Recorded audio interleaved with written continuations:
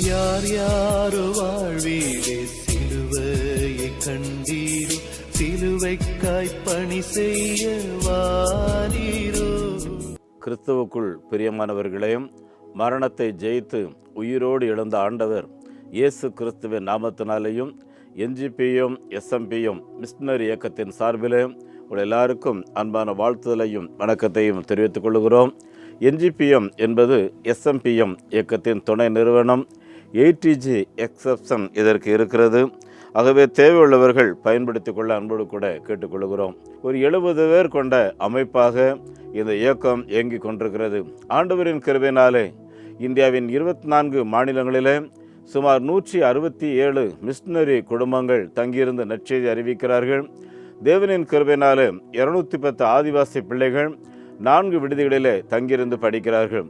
அருமையானவர்களே, இந்த இயக்கத்தின் பொருளாதார தேவைகளுக்காக எந்த ஒரு வெளிநாட்டு மக்களையும் தேடாதபடி இந்தியர்களாக இந்திய தேசத்தை சந்திப்போம் வாருங்கள் என்று சொல்லி திருச்சபைகள் தோறும் ஜெபியுங்கள், புறப்படுங்கள், அனுப்பி வையுங்கள் என்று சொல்லி ஒரு சவால்களை கொடுத்து திருச்சபை குடும்பங்களை எழுப்பி வைக்கிறோம். அன்பானவர்களே, இது ஒரு சபையும் அல்ல, எந்த ஒரு சபையை சார்ந்த அமைப்பும் அல்ல, மாறாக நற்செய்தியை அறிவிக்கிற ஒரு மிஷனரி இயக்கம். அருமையானவர்களே, நேபாள் நாட்டில் 6 மிஷனரிகள் அருமையானவர்களே 6 மாவட்டங்களிலே தங்கியிருந்து ஆண்டுடைய சுவிசேஷத்தை அறிவிக்கிறார்கள். நாம் அறிவித்த இந்த சுவிசேஷத்தின் மூலம் இதுவரையிலேயும் சுமார் 362 கிராமங்களிலே நாம் சபைகளை உருவாக்கி முதல் தலைமுறை கிறிஸ்தவர்களாக சுமார் 2620 பேர் திருமுழுக்கு மூலம் இயேசுவே ஆண்டவர் என்று அறிக்கையிட்டிருக்கிறார்கள். 16 கிராமங்களிலே ஆலயங்களை 16 கிராமங்களிலே ஆலயங்களை கட்டி பிரதிஷ்டை செய்திருக்கிறோம். சுமார் 45 இடங்களிலே ஆலயம் கட்டுவதற்கான இடங்களை தெரிந்தெடுத்து அஸ்திபாரம் போட்டு ஸ்பான்சர் எதிர்பார்த்து காத்திருக்கிறோம். அருமையானவர்களே, தேசம் எங்கிலேயும் ஆண்டவர் வல்லமையான காரியத்தை செய்து கொண்டிருக்கிறார். அதில் ஒரு சகோதரி சாட்சி சொல்லும்போது, எனக்கு திருமணம் செய்து கொடுத்த இடத்திலே தான் நான் இயேசுவை கேள்விப்பட்டேன். ஏனென்றால் இந்த குடும்பத்தில் அவ்வளோ உபத்திரவம், கடன் பிரச்சனை, மன நிம்மதி கிடையாது, சமாதானம் கிடையாது. அப்படிப்பட்ட நேரத்தில் இயேசுவை நான் கண்டுகொண்டேன். அதன் பின்பு என்னுடைய வாழ்வாதாரம் மாற ஆரம்பித்தது.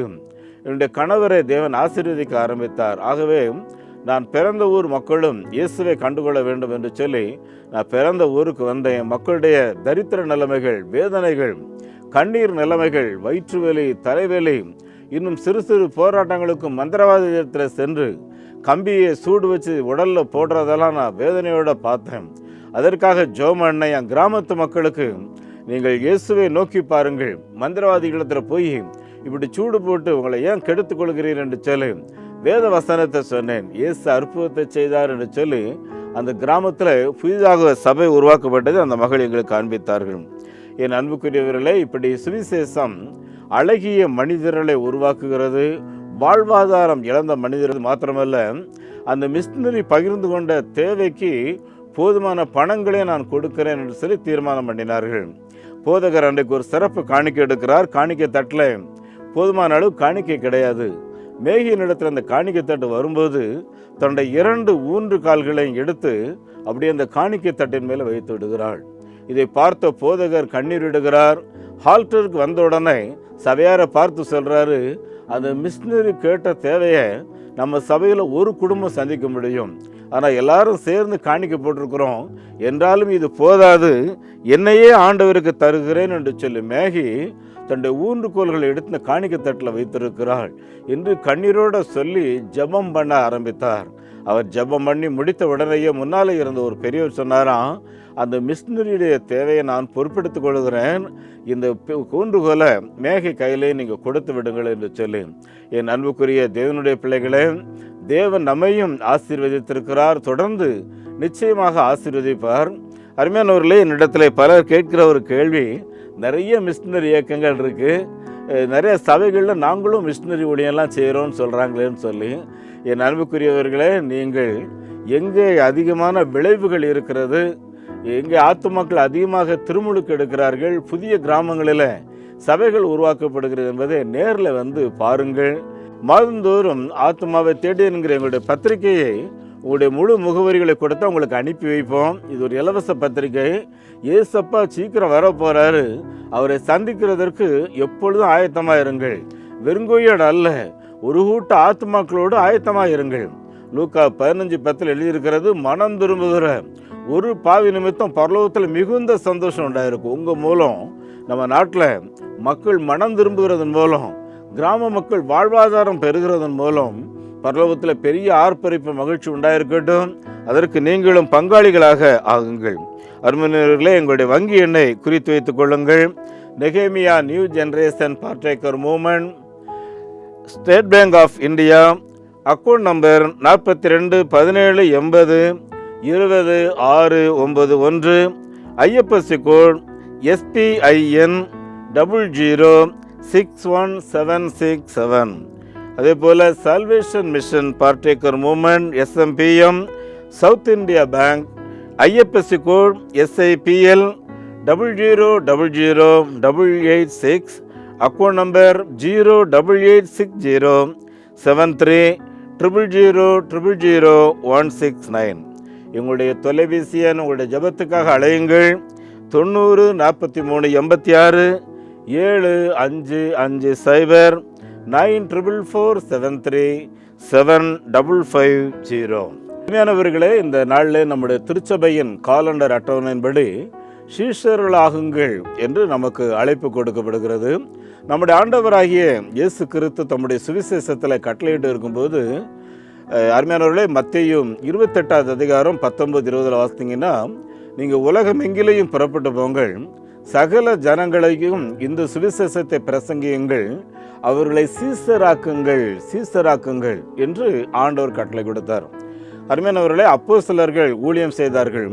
அவர்கள் ஊழியம் செய்த காலங்களில் அவருடைய பிரதான நோக்கம் எங்கெல்லாம் செல்கிறார்களோ அங்கெல்லாம் சீசர்களை உருவாக்க வேண்டும் என்பதாக இருந்தது.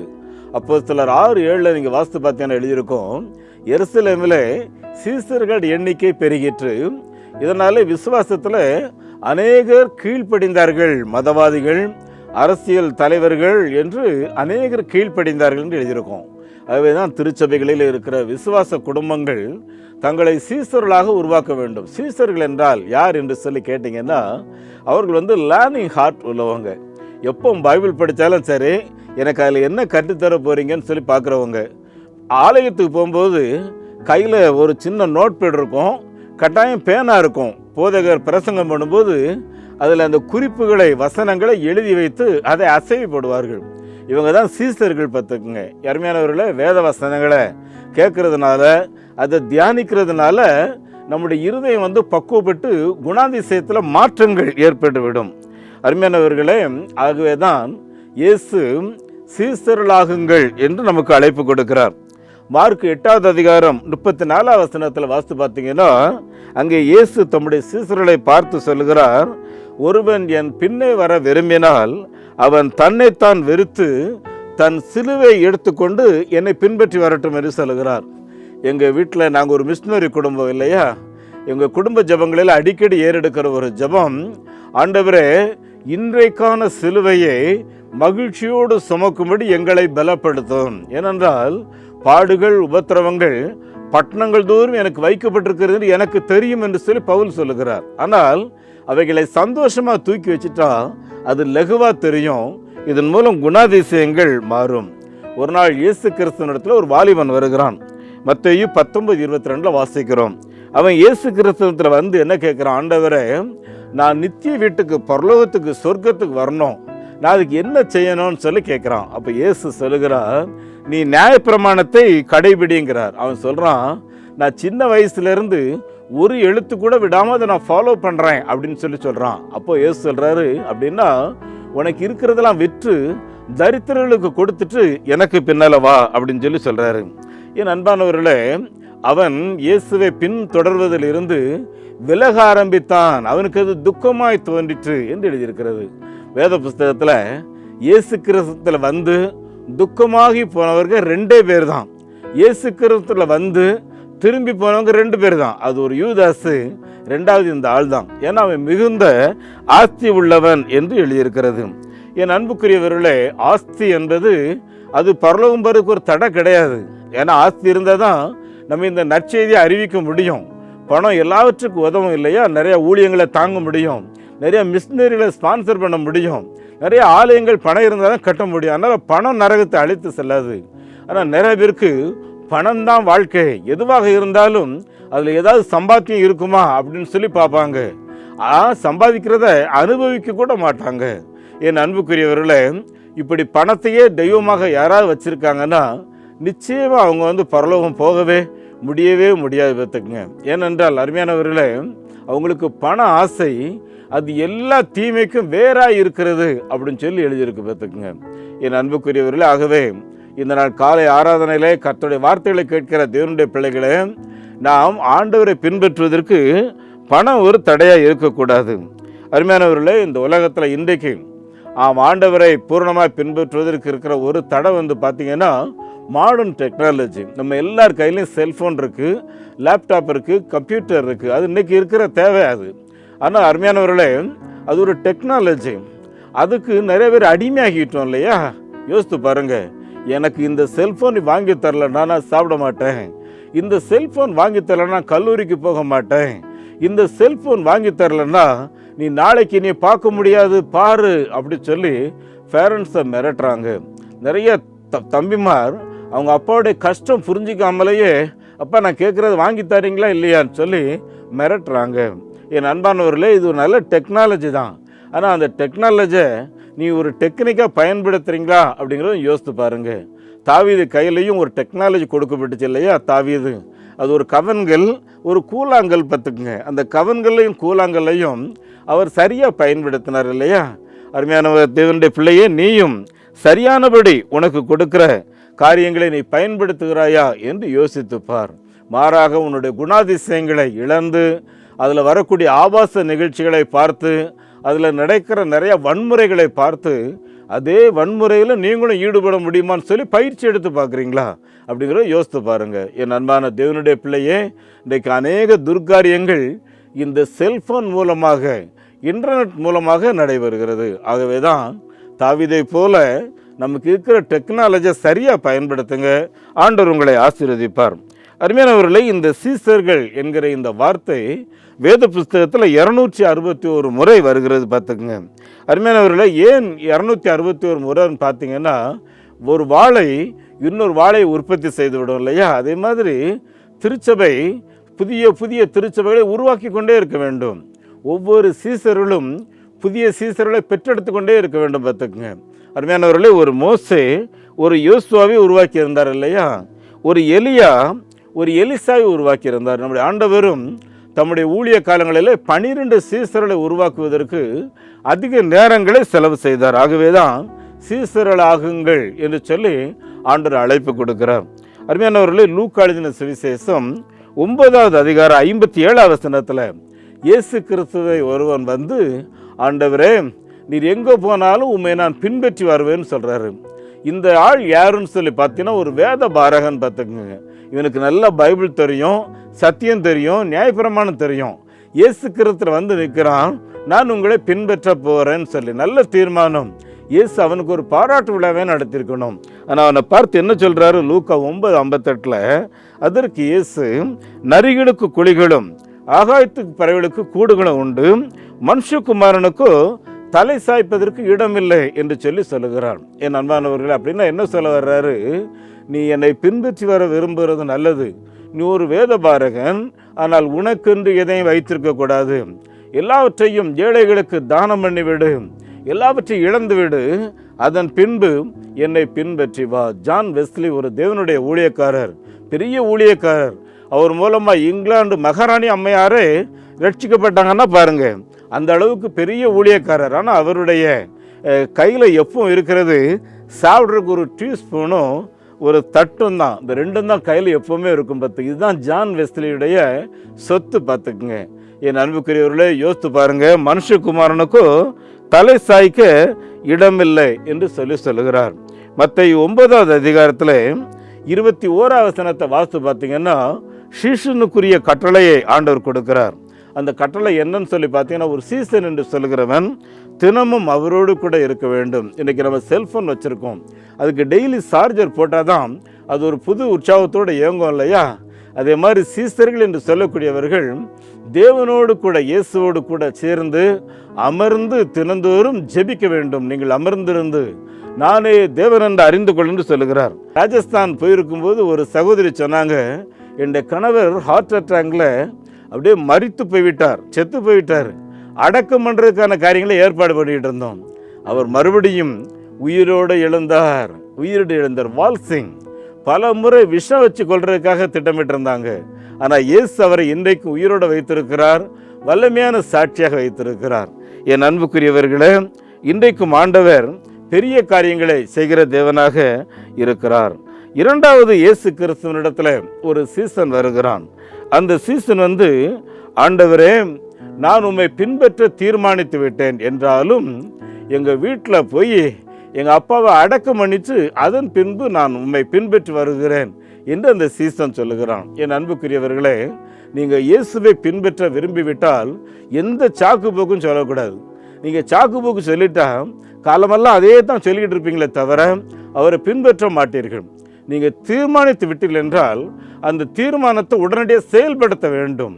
அதனால தான் இயேசு சொன்னார், மனம் திரும்புங்கள். நீ வாழ்க்கையில் வடக்கு போயிட்டு இருக்கியா, அது தப்பு. திரும்புன்னு சொன்னால் டக்குன்னு தெற்க திரும்பிடணும். வடக்க பாதி தெற்க பாதி நின்னா அந்த லோத்தின் மனைவி என்பவர்கள் ஆண்டவர் தப்பி ஓடிப்போன்னு சொன்னார். ஆனால் அந்த அம்மா திரும்பி பார்த்து உப்பு தூணானாங்கன்னு சொல்லி பைபிள் எழுதப்பட்டிருக்கு இல்லையா? அப்படி நீங்களும் ஒரு பின்மாற்றத்துக்குரியவர்களாக ஆகிவிடுவீர்கள். ஆகவே அருமையானவர்களே, இயேசு கிறிஸ்து பின்பற்ற தீர்மானம் எடுத்துட்டா அதில் உறுதியாக நிற்க வேண்டும். இங்கே பாருங்க, அந்த சீசன் இயேசுவினிடத்தில் சொல்கிற, ஆண்டவரே எங்கள் அப்பாவை அடக்கம் பண்ணிட்டு வந்து நான் உண்மை பின்பற்றுகிறேன் என்று சொல்லி இயேசு அவனை பார்த்து சொல்லுகிறார், மரித்தோர் தங்கள் மரித்தோரை அடக்கம் பண்ணட்டும், நீ போய் தேவனுடைய ராஜ்யத்தை குறித்து பிரசங்கம் பண்ணு. நீ போய் தேவனுடைய ராஜ்யத்தை குறித்து பிரசங்கம் பண்ணு. அருமையானவர்களே, பி சாமுவேல் ஒரு அண்ணன், அவங்க தான் இந்தியாவில் விபிஎஸ் அறிமுகப்படுத்தினவங்க. அன்னைக்கு சாயங்காலம் அவங்க ஒரு விபிஎஸ் ஃபைனல் விழாவில் பேசணும். ஆனால் அன்றைக்கு காலையில் தான் திடீரென்று சொல்லி அவர்கள் நேசித்து அவருடைய குழந்தை மரித்து விட்டால் பார்த்துக்குங்க. அருமையானவர்களே, எல்லா ஒழுங்குகளையும் செய்து அந்த குழந்தையை அடக்கம் செய்துவிட்டு சாயங்காலம் மறுபடியும் போய் அதே விபிஎஸ் ஃபைனல் டே ஃபங்க்ஷனில் போய் சிறு குழந்தையை உற்சாகப்படுத்துகிறார். அருமையானவர்களே, யோசித்து பாருங்கள், இது யாராலையும் செய்ய முடியுமான்னு சொல்லி தன்னுடைய உபத்திரவ நேரங்களிலேயும் நெருக்கத்தின் நடுவிலையும் தைரியமாக இயேசு உங்களை ஆசீர்வதிப்பார், உங்களுடைய பாடுகளை மாற்றுவார்னு சொல்லி தன்னுடைய துக்க நேரத்தில் மற்றவர்களுக்கு சொல்லுகிறார். என் அன்புக்குரிய தேவனுடைய பிள்ளைகளை, நாம் இந்த காரியத்தை எப்படி செய்கிறோம்னு சொல்லி யோசித்து பாருங்க. அருமையானவர்களே, ஆண்டவர் சொல்றாரு, நீ மரித்தோர் தங்கள் மரித்தோரை அடக்கம் பண்ணட்டும், நீ தேவனுடைய ராஜ்யத்தை குறித்து பிரசங்கம் வேண்டும். பேதுரு ஒரு நாள் இயேசுவினிடத்தில் ஆண்டவரே, நாங்கள் எல்லாவற்றையும் விட்டு உம்மை பின்பற்றினோமே, எங்களுக்கு என்ன கிடைக்கும்னு சொல்லி கேட்குறாரு இல்லையா? அப்போ இயேசு அவரை பார்த்து என்ன சொல்கிறார், பேதுருவே நீ பயப்படாதே, நீ எல்லாவற்றையும் விட்டு என்னை பின்பற்றும் உண்மைன்னா இம்மையிலே நீ எதையெல்லாம் இழந்து போனாயோ அதையெல்லாம் பல உபத்திரங்கள் வழியாக 100 மடங்காக திரும்ப பெற்றுக் கொள்வாய். மாத்திரமல்ல, மறுமாவிலே இஸ்ரவேலை நியாயந்திருக்கிற இடத்துல நீ உட்கார்ந்துருப்பான்னு சொல்லி சொல்கிறாரு. ஆகவே சீசனாக அழைக்கப்பட்ட நாம் இயேசு கிறிஸ்துவுக்காக என்னதான் இழந்திருக்கிறோம், என்ன தியாகம் பண்ணியிருக்கிறோம் அப்படிங்கிறத நம்ம யோசித்து பார்ப்போம். அருமையானவர்கள், லூக்கா 9:61 இயேசு கிறிஸ்து ஒருவனுக்கு அழைப்பு கொடுக்கிறார். என்ன அழைப்பு கொடுக்கிறார்? நீ வாப்பா, என்னை பின்பற்றி வா என்று சொல்லி அழைப்பு கொடுக்கிறார். அவனும் வாலண்டியராக என்ன பண்ணுறான், நான் உங்கள் பின்னால் வர்றேன், எல்லாவற்றுக்கும் ரெடின்னு சொல்லிட்டு என்ன சொல்கிறான், நான் போய் என்னுடைய வீட்டில் இருக்கிறவங்க எல்லார்ட்டையும் உத்தரவு பெற்றுக்கொண்டு வாங்குகிறேன் அப்படின்னு என்ன சொல்கிறாரு, எல்லாருக்கும் டேட்டா சொல்லிட்டு எல்லாருடைய ஆசீர்வாதத்தையும் வாங்கிட்டு முழு திருப்தியோடு இந்த ஊழியத்துக்கு நான் வரேன், நான் உங்களை பின்பற்றேன் அப்படின்னு சொல்கிறாரு. அப்போ இயேசு என்ன சொல்கிறாரு, கலப்பையின் மேல் கையை வைத்துவிட்டு பின்னிட்டு பார்க்கிற எவனும் தேவனுடைய ராஜ்யத்துக்கு தகுதியானவன் அல்ல என்று சொல்லுகிறார். அருமையானவர்களே, இந்த சீசனுடைய தீர்மானம் என்ன, உண்மை நான் பின்பற்றுக்கு ரெடி, எவ்ரிதிங் நான் கம்ப்ளீட்டாக ஒப்படைச்சிட்டேன், நான் உங்கள் பின்னால் வர்றேன். ஆனால் என் அன்புக்குரியவர்களே, இந்த ஆனால் ஈவந்தோ போன்ற வார்த்தைகளை நீங்கள் ஒரு நாளும் பயன்படுத்தாதீர்கள். இது நம்பிக்கை இல்லாத அவிவிசுவாசமான வாழ்க்கை, உறுதி இல்லாத வாழ்க்கை. அருமையானவர்களே, இப்படிப்பட்ட சாக்குப்போக்கான வாழ்க்கையை சொல்லுவோமே என்றால் நாம் தேவனுடைய சுவிசேஷத்தை ஆசீர்வாதத்தை இழந்து போய்விடுவோம். இயேசு கிறிஸ்து ஒரு நாள் அவருடைய சீசரிடத்தில் கேட்கிறாரு. மார்க் 8வது அதிகாரம் 29-35 வரைக்கும் வாசித்து பாருங்க. அவர் சீசர்களை பார்த்து, நீங்கள் என்னை யார் என்று சொல்லுகிறீர்கள் சொல்லி கேட்குறாரு. அப்போ பேதுரு மற்ற சீசர்களால் சொல்கிறாங்க, மற்றவங்க உங்களை எலியான்னு சொல்கிறாங்க, சிலர் மோசேன்னு சொல்கிறாங்க, சிலர் பூர்வகால தீர்க்கதரிசின்னு சொல்கிறாங்கங்கிறார். ஆனால் பேதுரு மட்டும் என்ன சொல்கிறாரு, ஆண்டவரே நீர் ஜீவனுள்ள தேவனுடைய கிறிஸ்து என்று சொல்லி அவன் இயேசுவை தைரியமாக அறிக்கை எடுக்கிறான். உடனே ஆண்டவர் சொல்கிறார், பேதுருவே இதை வேற யாருக்கும் சொல்லாத, கொஞ்சம் அடக்கி வாசிப்பா அப்படின்னு சொல்லி சொல்கிறாரு. அவன் அமைதியாக இருக்கிறான். ஆனால் தொடர்ந்து இயேசு என்ன சொல்கிறாரு, நான் ஜீவனுள்ள தேவனுடைய கிறிஸ்து தான், ஆனால் இப்பொழுது மனுஷகுமாரன் எருசலேமுக்குள் போக போகிறார், அங்கே பாடுகள் பட போகிறார், பிரதான ஆசிரியராலும் மூப்பராலும் ஆகாதவர் என்று தள்ளப்படப்படுகிறார், கொல்லப்பட இருக்கிறார், என்றாலும் 3ஆம் நாளிலே நான் உயிரோடு எழுந்திருப்பேன் என்று சொல்லி தம்முடைய சீசரிடத்தில் ஒரு ஃப்ரெண்ட்லியா ஒரு நல்ல டிஸ்கஷன் மூலமா சாதாரணமாக அதை வெளிப்படுத்துகிறார். என் அன்புக்குரியவர்களே, இந்த வார்த்தையை கேட்ட பேதுருவால அதை தாங்க முடியலை. ஏனென்றால் அவனுக்கு அந்த யூதர்களை பற்றி தெரியும். பொல்லாதவர்கள், மனசாட்சியே இல்லாதவங்க, என்ன வேணாலும் செய்திருவாங்க. இதை இயேசுவை அடித்து கொடுமைப்படுத்தி காரி துப்பி இப்படி கேவலமாக நடத்துகிறத அவனால் ஏற்றுக்கொள்ள முடியல. ஆகவே இயேசுவே, அந்த எருசலேமுக்கு போனால் தானே இப்படிப்பட்ட பிரச்சனை, நம்ம அங்கே போக வேண்டாம், நாம் இங்கே இருப்போம், அந்த யூதன்க பொல்லாதவனுங்க, எனக்கு அவனை பற்றி தெரியும்னு சொல்லி இயேசுவின் இடத்துல அவரை கன்வின்ஸ் பண்ண பார்க்குறான். ஆனால் இயேசு சொல்கிறாரு, பேதுருவே நீ உலக பிரகாரமான காரியத்தை யோசிக்கிற, நான் என் தேவனுடைய காரியங்களை நான் செய்ய வேண்டும். அவரால் தெரிந்து கொள்ள ஒரு பாத்திரம், இந்த பாத்திரத்திலே நான் தான் தண்ணீர் குடிச்சாகணும், நான் போறேப்பான்னு சொல்லும்போது பேதுரு என்ன பண்ணாரான்னு தெரியுமா, அவர் கையை பிடிச்சிக்கிட்டு, உம்மை விட நான் வயதில் மூத்தவன், அது மாத்திரமல்ல உம்மை விட அனுபவசாலி, இந்த யூதர்களுக்கு எனக்கு தெரியும், நான் சொல்றத கேளுங்க, உம்மை நான் எருசலேமுக்குள்ளே போக விட மாட்டேன் என்று சொல்லி அவருடைய கையை இருக்க பிடிக்கும் போதுதான் இயேசு என்ன சொல்றாரு, பேதுருவே எனக்கு பின்னாக போ சாத்தானே, எனக்கு பின்னாக போ சாத்தானே. என் அன்பானவர்களே, இயேசு 40 நாள் உபவாசம் இருந்து ஜெபம் பண்ணி அவர் அந்த ஜெபத்தை முடிக்கும்போது பிசாசு அங்கே வந்து நின்று அவரை பல விதங்களிலே சோதிக்கிறான் இல்லையா? லூக்கா 4வது அதிகாரம் 7-8 வரை வாசித்து பாருங்க. அதில் ஒரு வார்த்தை தான், நீர் என்னை பணிந்து கொள்ளும் எல்லாவற்றையும் உமக்கு கொடுப்பேன் என்று சொல்லும்போது இயேசு சொன்னார், எனக்கு பின்னாக போ சாத்தானே, என் கண் முன் நில்லாதே சாத்தானே என்று சொன்னாரே, அதே வார்த்தையை இப்பொழுது பேதுருவை பார்த்து இயேசு சொல்லுகிறார், என் கண் முன் நில்லாதே சாத்தானே. என் அன்புக்குரியவர்களே, ஒருவேளை உலக பிரகாரமான நினைவுகளோட நாம் தேவனுடைய ராஜ்யத்துக்குள் செல்ல முடியாது. உலகம் இந்த உலகத்துக்குள்ளே தான் கிடக்கும், அது தேவனுடைய ராஜ்யத்தை சுதந்திரிக்காது. நீங்கள் தேவனுடைய பிள்ளைகள் என்றால் உலகத்தை வெறுத்து தள்ளி இயேசுவை பின்பற்றி பாருங்கள். உங்கள் வாழ்க்கையிலே பலத்த ஆசீர்வாதங்கள் அருமையானவர்களே கிடைக்க ஆரம்பிக்கும். அது மாத்திரமல்ல அருமையானவர்களே, ராக்லாண்ட் என்ற ஒரு மிஷினரி ஆண்டுடைய ஊழியத்துக்குன்னு சொல்லி அவர் ஒப்பு கொடுத்திருந்தார். அருமையானவர்களே, அவருடைய வீட்டில் பெரிய பணக்காரங்க, பெரிய மில் ஓனர், அவங்க மாமா ஒரே மகா. அருமையானவர்களே, ஆண்டவர் மிஷினரியாக கூப்பிடுறாரு. கடைசியில் அந்த பிள்ளையை கல்யாணம் பண்ணி வைக்கிறதுக்கு முயற்சி பண்ணுறாங்க. அந்த பிள்ளைகிட்ட சொல்லிட்டாரு, அம்மா கர்த்தர் மிஷினரியாக போக சொல்லியிருக்கிறாருன்னு சொல்லி. அவங்க மாமா சொல்கிறாங்க, ராக்லாண்ட் 100 மிஷினரி நம்ம ஸ்பான்சர் செய்வோம், எங்கேயெல்லாம் ஆலயம் கட்டணுமோ அதெல்லாம் நம்ம கட்டுவோம், ஆனால் நீ நம்முடைய தொழிலை கவனின்னு சொல்லி சொல்லும்போது, ராக்லாண்ட் எனக்கு மறுபடியும் ஜெபிக்கிறதுக்கு நேரம் தாங்கன்னு சொல்லி ஜெபிக்க வரும்போது ஆண்டவர் அவர்கிட்ட தெளிவாக சொல்கிறாரு, ஒருவன் என்னை பின்பற்றி வர விரும்பினால் தன்னைத்தான் வெறுத்து சிலுவை எடுத்துக்கொண்டு என்னை பின்பற்றி வர கடவன். பைபிளை வாசிக்கிறாரு. உன் மனைவி, உன் சகோதரன், உன் தாய் தந்தை எல்லாவற்றையும் வெறுத்து விட்டு இந்த வார்த்தை கேட்ட உடனே ராக்லாண்ட் அவங்க மாமாட்டையும் அவங்க அம்மாட்டையும் சொல்லிட்டாரு, என்னை மன்னிச்சுக்குங்க, நான் இயேசுவுக்காக முழு நேரமாக மிஷினரியாக நான் இந்தியாவுக்கு செல்ல வேண்டும். என் அன்பான தேவனுடைய பிள்ளையே, சிவகாசி பட்டணத்தில் வந்து ராக்லாண்ட் நற்செய்தி ஊழியங்களை செய்தார், பல ஆண்டு காலம் செய்தார், ஒரு ஆத்மா ரட்சிக்கப்படலை. அவர் அனுப்பி வைத்திருந்த மிஷினரி சங்கம், நீ உடனே திருநெல்வேலிக்கு போ, அங்கே ரேனியஸ் என்ற மிஷினரி ஆத்மாக்களுக்கு பேப்டிசம் கொடுக்காம முடியாமல் ரொம்ப கஷ்டப்பட்டு இருக்காரு, அவருக்கு போய் உதவி செய்யன்னு சொல்லி டிரான்ஸ்ஃபர் போடும்போது ராக்லாண்ட் சொல்கிறாரு, நான் இந்த சிவகாசி மக்களுக்காக இந்த வாழ்க்கை அர்ப்பணித்து வந்திருக்கிறேன். நான் போக முடியாதுன்னு சொன்னதுனால அவருக்கு அனுப்பி வைத்து கொண்டு இந்த சம்பளத்தை நிறுத்திட்டாங்க. கையில் செலவு காசு கிடையாது. ஆண்டவர் கொடுத்த பாரம், ஆண்டவர் கொடுத்த அழைப்பு, தரிசனம், கண்ணீரோட ஜெபித்து ஜெபித்து ஜெபித்து போராடுகிறார். ஒரு நாள் பயங்கர பசி, அவருடைய குதிரையும் பட்னியாக இருக்கு பார்த்துக்குங்க. சுவிசேஷம் அறிவித்து கொண்டு யாராவது ஏதாவது தரமாட்டாங்களான்னு கேட்கும்போது ஒருத்தர் கூட உதவி செய்யலை. கடைசியில் ஒரு பாட்டியம்மா வீட்டுக்குள்ளே இருந்து அந்த கம்பங்கூட காய்ச்சி அதை ஒரு சொம்பில் கொண்டு வர்றாங்க.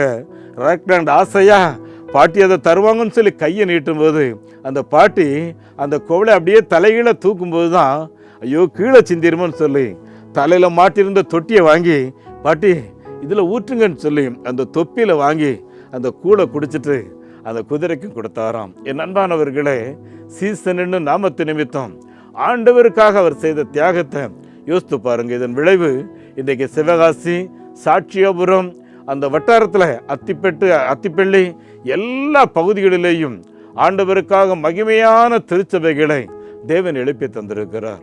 என் அன்பானவர்களே, கோதுமை மணியானது நிலத்தில் விழுந்து சாகாவிட்டால் தனித்திருக்கும், செத்ததை ஆகில் மிகுந்த பலனை கொடுக்கும் என்று சொல்லி யோவான் 12:24 ஆண்டவர் சொன்னாரே. இந்த வசனத்தின்படி கிறிஸ்துவுக்காக எழும்பி வாருங்கள். இந்த கடைசி கால மிஷனரி பணியில் கரங்கூடுங்கள். ஆண்டவரே, நான் யாருக்கு என்ன செய்ய வேண்டும், இந்த மிஷனரி இயக்கத்துக்கு என்ன செய்ய வேண்டும் என்று சொல்ல கேளுங்க. ஒரே ஒரு வாழ்க்கை தான், இன்னொரு வாழ்க்கை கிடையாது. சீசனாக வாழுங்கள். கர்த்தரை சந்தோஷப்படுத்துங்க. உங்கள் வீடு நிறைவான சந்தோஷமாக இருக்கும். உங்களுக்காக நான் செபிக்க விரும்புகிறேன்.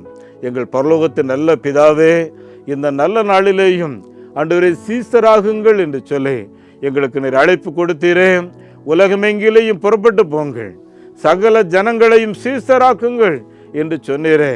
இவருடைய நாட்டில் இருக்கக்கூடிய 143 கோடி ஜனங்களுக்கும் இந்த நற்செய்தியை போதிக்கும்படி, 143 கோடி ஜனங்களையும் சீசர்களாக்கும்படி, அவருடைய பெயர்கள் ஜீவ புஸ்தகத்தில் எழுதப்படும்படி இயேசுவே நீர் எங்களை பயன்படுத்தும். இதனால் கேட்ட சத்தியங்கள் உடைய இருதயத்துக்குள் 30, 60, 100 பலன் கொடுக்கும்படி இயேசுவின் நாமத்திலே நாங்கள் செபிக்கிறோம். ஆண்டவரே, இந்த சத்தியத்துக்கு விரோதமாக இருக்கிற எல்லா சாத்தான்கள், இவருடைய சிந்தைகளை சிதறடிக்கிற பொல்லாத ஆவிகளை இயேசுவின் நாமத்திலே கடிந்து கொள்கிறேன். பிதாவே, இந்த வார்த்தைகளை கேட்டு இன்றைக்கு கர்த்தருக்காக நான் வாழ்வேன் என்று சொல்லி ஒரு வைராக்கியமான தீர்மானத்தை எடுத்த ஒவ்வொரு குடும்பத்தையும், ஒவ்வொரு தம்பி தங்கச்சியையும், ஒவ்வொரு அம்மா அப்பாவையும் தேவனே நீர் கண்ணோக்கி பாரும். உங்களுடைய பிள்ளைகள் எடுத்த தீர்மானத்தில் உறுதியாய் இருக்கும்படி அவர்களை பலப்படுத்தும். உடைய பாடுகளை மாற்றும், உடைய கண்ணீரை மாற்றும், உடைய பிள்ளைகளுடைய தரித்திர நிலைமையை மாற்றும். இயேசுவுக்காக நான் புறப்பட்டு போகிறேன் என்று சொல்லி தீர்மானித்திருக்கிற ஒவ்வொருவரையும் ஆண்டவரே நீர் திடப்படுத்தும். அப்படியே நீர் செய்கிறதற்காய் ஸ்தோத்திரம். ஆண்டவரும் இரட்சகருமாகிய இயேசு கிறிஸ்துவின் நாமத்தில் இந்த ஜெபத்தை கேட்கிறோம் பிதாவே, ஆமேன். நம்முடைய ஆண்டவர் இயேசு கிறிஸ்துவனுடைய கிருபையும் பிதாவாகிய கடவுளின் அன்பும் பரிசுத்த ஆவியானவரின் வல்லமையான நடத்தல் பிரசன்னம் ஆசீர்வாதம் இந்த வார்த்தைகளை கேட்கிற ஒவ்வொருவரு கூட தங்கி இருப்பதாக. ஆமேன். இந்த மாபெரும் நற்செய்தி பணியில் ஒரு ஆதிவாசி குழந்தைய நீங்கள் 600 ரூபாய் கொடுத்து படிக்க வைக்கலாமே, உங்களால் ஏன்ற தொகையை கொடுத்து ஒரு ஆலயங்கள் கட்டுவதற்கு தீர்மானம் எடுக்கலாமே. உங்களுடைய பங்குகள் என்ன?